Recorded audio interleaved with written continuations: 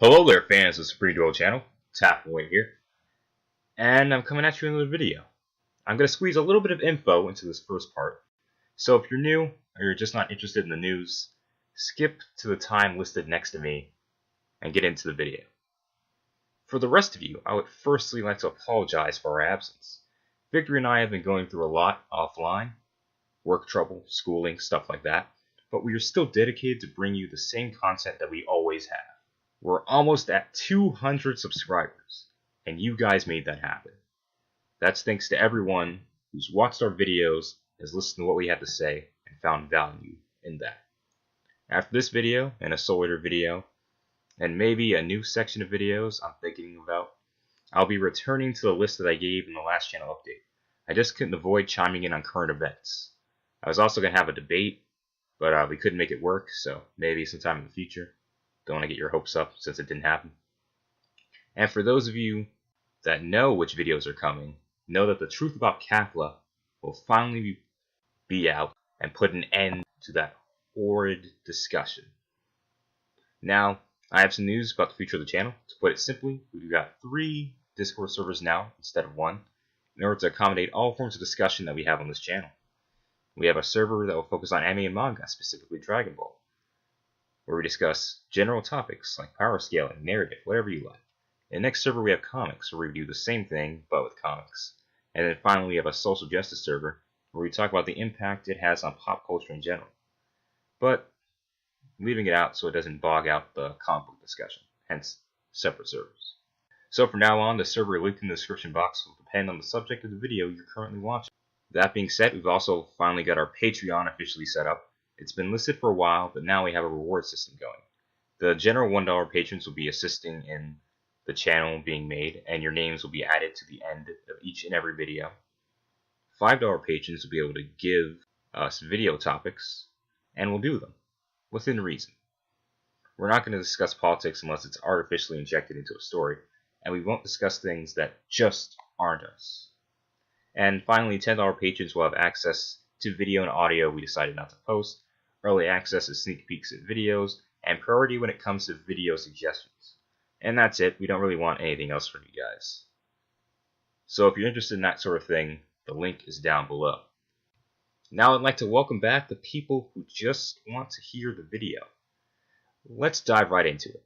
This is going to be the case for and against Recolors, where I discuss the subject of Recolored transformations in Dragon Ball, and we discuss their merits, or lack thereof. Now, it's no secret that we at the Supreme Duel channel are not fans of Dragon Ball Super, but despite that, I'll do my best to discuss the subject in an as unbiased manner as possible, dividing this video into 4 separate sections. First, I will explain what a recolor is and what constitutes as a recolor. Then I will discuss the merits to using recolored transformations. Then I will discuss the downside, and finally, I'll come to a conclusion. So I hope you're ready for a lot of talking, a lot of memes, and a lot of Dragon Ball Super. Now, I'll be defining a recolor as a transformation that is eerily similar to another state a character has, whether or not that it's the character's base state or a separate transformation. Both are valid. A recolor can deviate from the thing it's a recolor of slightly, as long as the majority of the original features remain. Also, if you want to have a bit of fun, take a shot every time I say Saiyajin.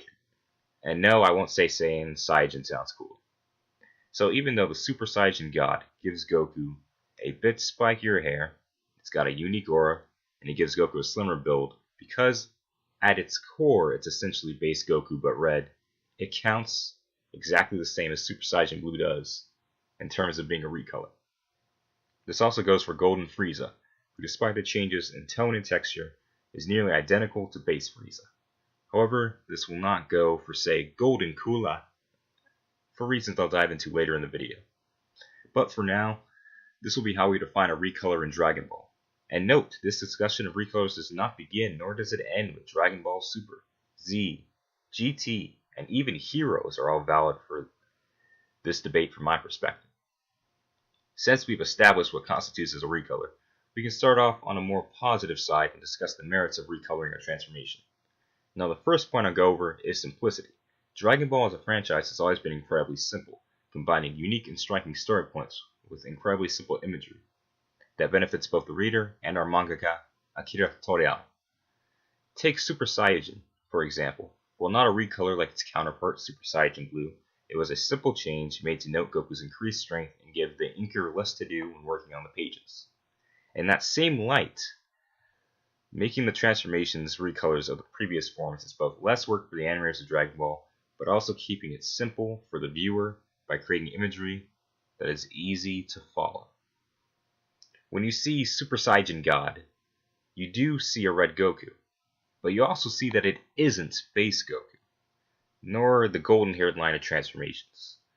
While basic and simple, it's able to convey a grand message that Goku has ascended into something entirely different. He's finally achieved godhood. The same goes for Golden Frieza, who, while looking essentially the same, hits all the beats for something completely different from anything we've seen before. This form gives Frieza a new edge by being visually striking compared to his other transformations, by being a different color entirely. Your eyes are drawn to the regal gold color as it draws out the purple, as opposed to simply working with it like the white of his base state. And this goes for all recolors, providing them a simple sign of character progression in terms of power, while being easy on animators and colorists and the viewer. Another good point is what it signifies with its simplicity. You are conveying to the viewer that Goku no longer needs to change himself drastically, but instead the transformation comes to him as simply being. It has been said within the fandom that there's transformation fatigue, and that's completely understandable. As it stands, there are 3 golden-haired Super Saiyan forms, 4 grades on the first form, 2 add-ons to the first form, 3 extensions of the second, 2 Uzuru-related extensions, 3 god forms between the anime and the manga, 1 variation on a god form, 3 extensions of the god line by surpassing one's limits, and that's not even mentioning the Berserker or legendary Super Saiyan lines.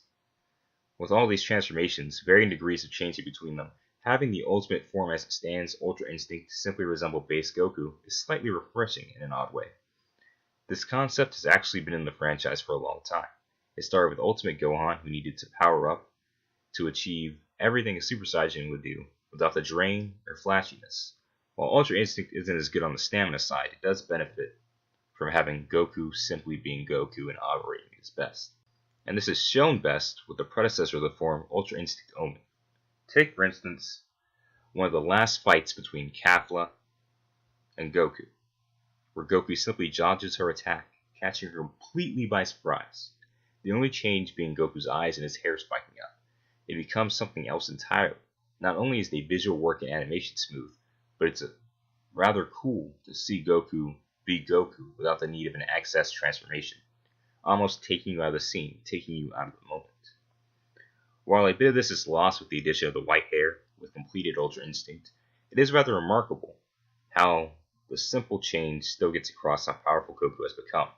It was debated for a while what color the final transformation should be, the most popular suggestion of which was white, due to the color's similarity to the original Super Saiyan form, gold, and being rather serene in tone. In addition to being fundamentally simple, Recolors also offer us something unique in how they tap into lore.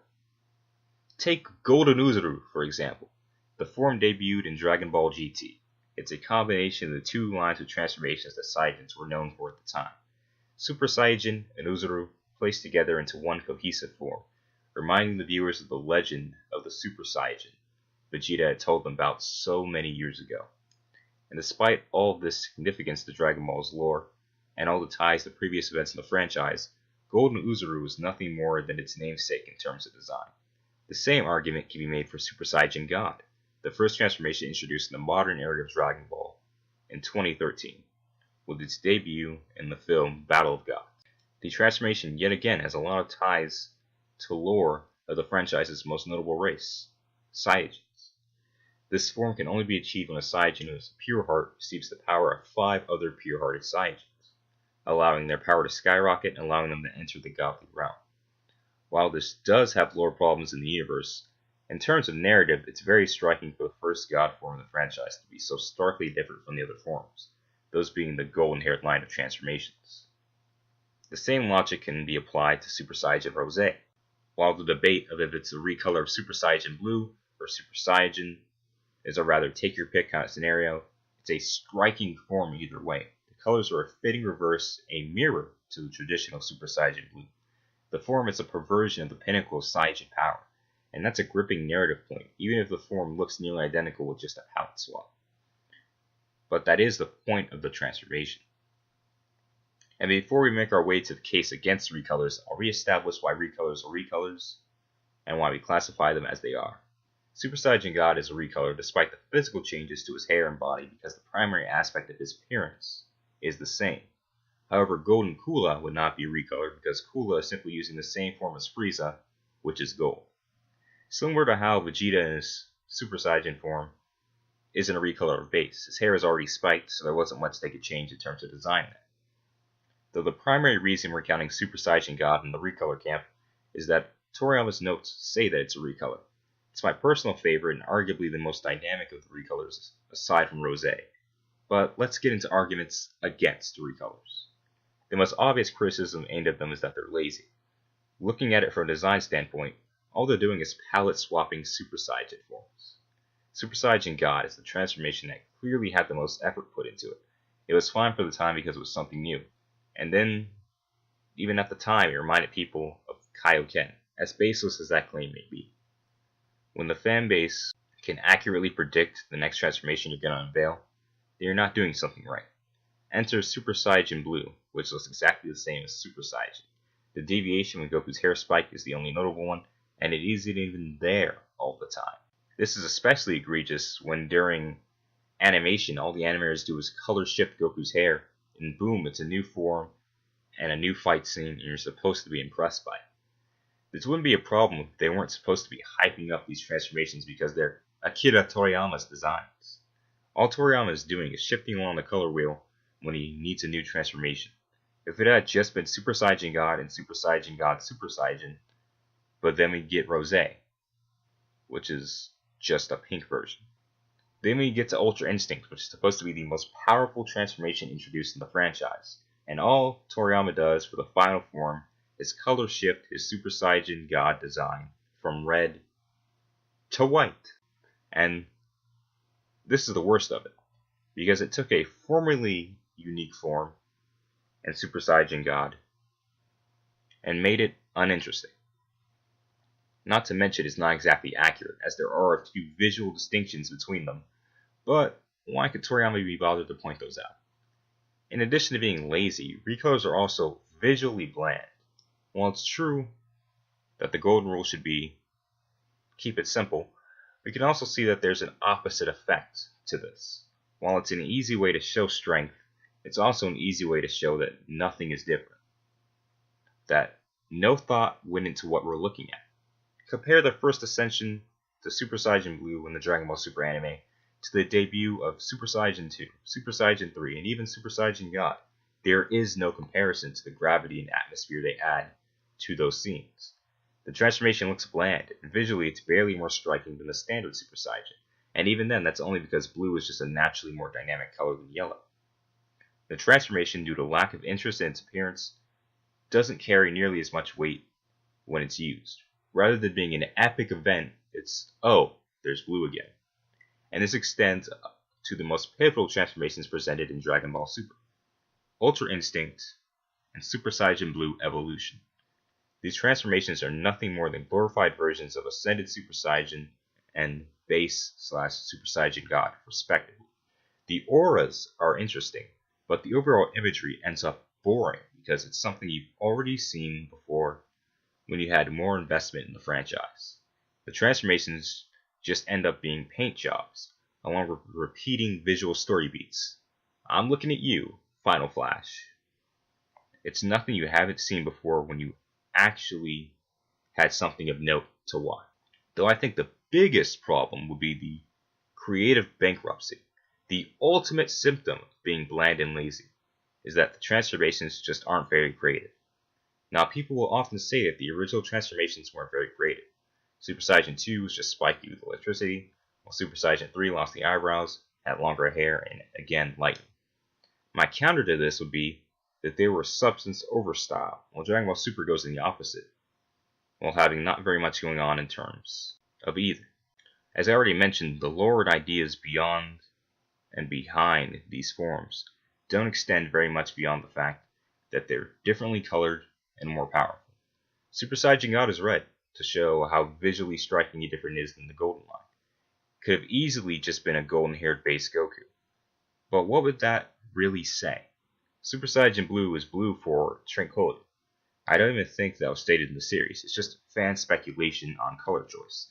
Mutually, you have the flame theory with the same excuse. The only real form with thought put behind it, after God, is Super Saiyan Rose, as Rose is both a color and a Y, allowing black to fit in with the Kaishin, who are all vaguely named after alcoholic beverages. This works due to the fact that a Kaishin is the kind of role black wishes he could fulfill. It works. But then we look at Super Saiyan Blue. It's blue Super Saiyan. We look at Super Saiyan Blue Evolution, and it's blue Ascended Super Saiyan. We look at Ultra Instinct Omen, and it's Goku with slightly spiked hair and silver eyes. Ultra Instinct is just Omen with white hair. What do the colors mean? What is their significance? There isn't any, because it doesn't matter, and they don't care.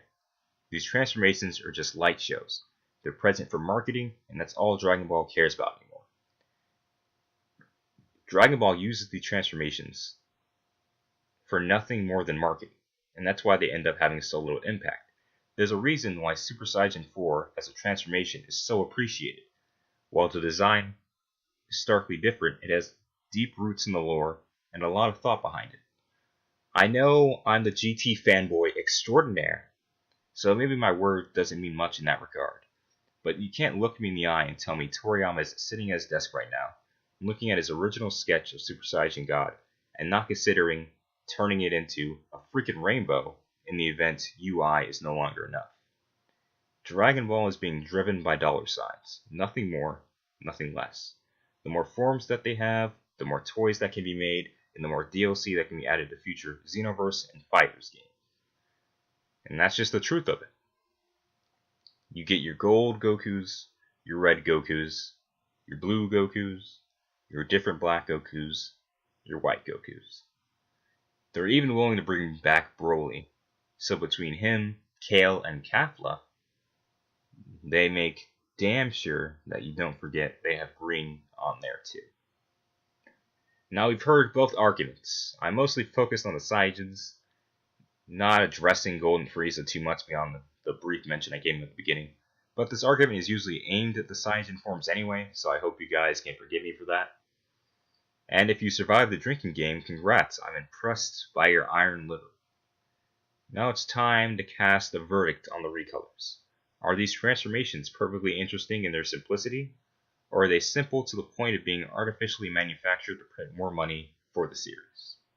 I tried my best to remain neutral when looking through the arguments, and I hope I was able to present both sides validly and articulate the points to full effect so you guys could get where the DBS fandom and the Dragon Ball fandom as a whole has been split on the issue.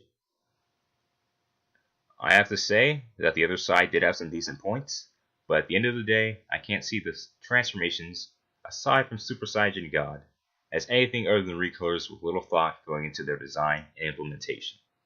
Honestly, Kids Hail really Zeon like this puts it shit. well for me. Give them more of this shit. And him going, well, I mean, I'm not really an artist with, like, you know, integrity anymore. Might as well just make new DLC characters for future fighting games. In the case of Recolors, I side against them and condemn them as unoriginal, bland, lacking creativity, and living only in the area of marketing. For me, it's most evident with Vegeta. I mean, we know he's a Recolor by default, but come on, he's the rainbow all on his own with these transformations. I left out common arguments with no substance, like fan transformations are always Recolors, or people only defend it because Toriyama made it, because honestly those seem like straw man positions to me. I mean, what proof does someone have that the cancerous forms after Super Saiyan 5 are made by the same people who now don't like Recolors? There's simply no correlation at the end of the day. But I want to hear your thoughts in the comment section down below. Please let me know what you guys think about this. Having heard both arguments, head down to the comment section and use hashtag for simplicity if you think they're fine, and hashtag against unoriginality if you dislike them. As always, any evidence that I find relevant, to my points will be linked in the description box down below. If you enjoyed this video, I do discussions like this on the subject of Dragon Ball all the time, sometimes joined by Victory, who is my partner for this channel, and he's the other half of the Supreme Duo, essentially. Feel free to click on another video at the end, and feel free to watch them. You'll get one based on your tastes, and the Dragon Ball Thoughts section, where there are other videos just like this one. And if you really enjoyed, hit me up with a like, and share the video to keep the discussion going. If you want to hear more, hit that subscribe button and turn on your notifications. I have more content like this coming soon, and I want you guys to be a part of it. Our Twitter, Discord, Instagram, and Patreon are all linked down below. Give us a follow there for updates and to talk to us outside of the comment section. You can bring up almost anything in the Discord, and the Patreon rewards were listed earlier. But with $1, you're helping to pay for new equipment and new software. You can also now follow my personal Twitter, where I post things moderately unrelated to this channel, but I'm the same guy all the time, so my ideas don't change very much. It's also linked down below and on your screen at TAF1081. But once again, I would like to thank everyone for watching this video. This has been TAF108 of the Supreme Duo channel. I really like to thank you guys for watching. I hope to catch you guys next time. Remember to keep GT strong and stay supreme.